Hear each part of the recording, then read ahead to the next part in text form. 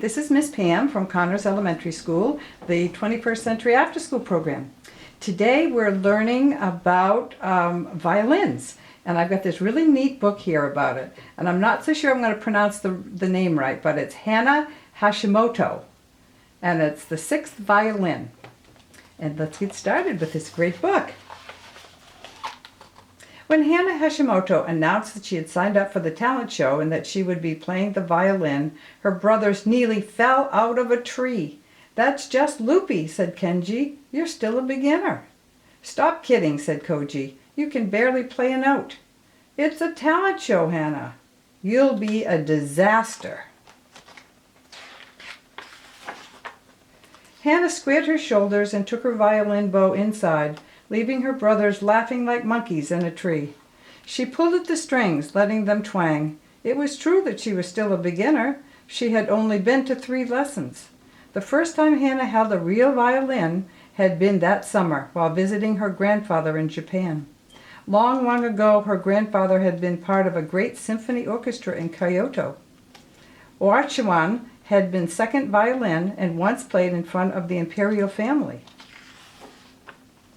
Ochiwan played every morning. From his study, the clear, bright notes would drift upstairs through the shoji screen doors to where Hana slept on sweet-smelling tamane mats and coaxed her awake as gently as sunshine. Ochiwan usually played classical pieces by Mozart or Mendelssohn or Bach, but in the indigo evenings while Hana and her brothers ate ice cream and oranges, Ochiwan would sit on the veranda and play requests. Hana always asked for the song about a crow cawing for his 7 chicks. Whenever Ochiwan played it, Hana would feel a shiver of happy sadness ripple through her. Ochiwan didn't just play songs, he would also make his violin chirp like the crickets Hana tried to find in the tall grasses. He could pluck the strings to mimic the sound of raindrops on an oil paper umbrella Hana twirled during summer storms. And when the first fireflies emerged at twilight, Ochiwan could compose a melody that seemed to make them dance higher and glow brighter than ever before. At the end of each day, as Hana lay with her head resting on a cool buckwheat pillow, Ochiwan would play a lullaby so soothing that sleep would fall over her like a blanket. On their last day together, Hana had told Ochiwan that she wanted to learn to play the violin. And when Hans got home, her parents agreed that she could. Now for Hana, was practicing not just for lessons, but for that talent show too. Hana practiced every day, just like Ochiwan, and every day her brothers fled the house with covered ears, complaining about the horrible noise. She practiced in front of her parents, who listened with care while they washed and dried the dishes. She practiced in front of her dog Jojo, who cocked his head and sometimes growled at the strange sounds Hana made. And she practiced on her own in front of an old photo of Ochiwan from his symphony days. Alone, Hana could pretend she was performing in front of an audience so appreciative that they called for encore after encore. The day of the talent show arrived, and the school auditorium thrummed with excitement. Backstage, Hana waited with a walloping heart. A dozen acts, including 5 other violinists, had already gone before her. Finally, Hana heard the master of ceremonies call her name. As Hana walked onto the stage, her violin tucked under her arm and bow gripped tight in her hand, an ocean roar filled her ears.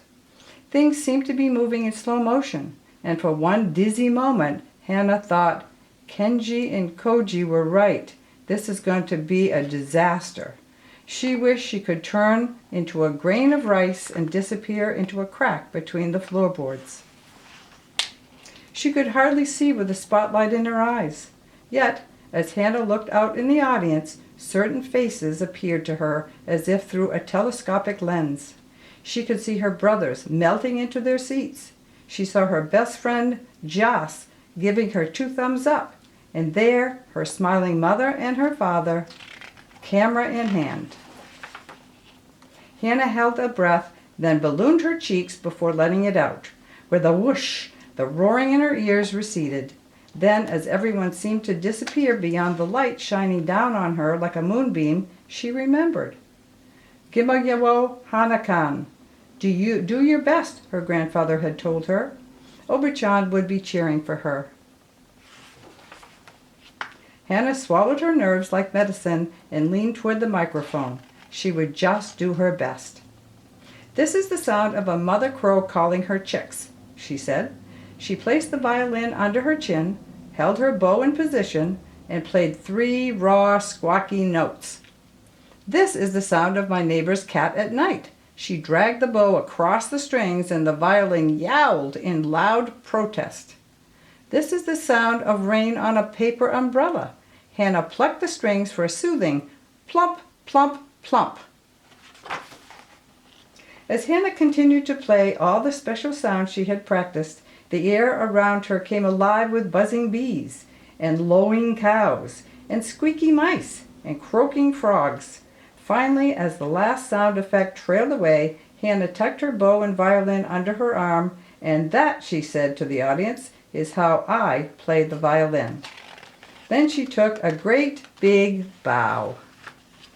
Later that dinner, Kenji surprised Hana by asking for an encore. "Make that funny cow sound again," he said.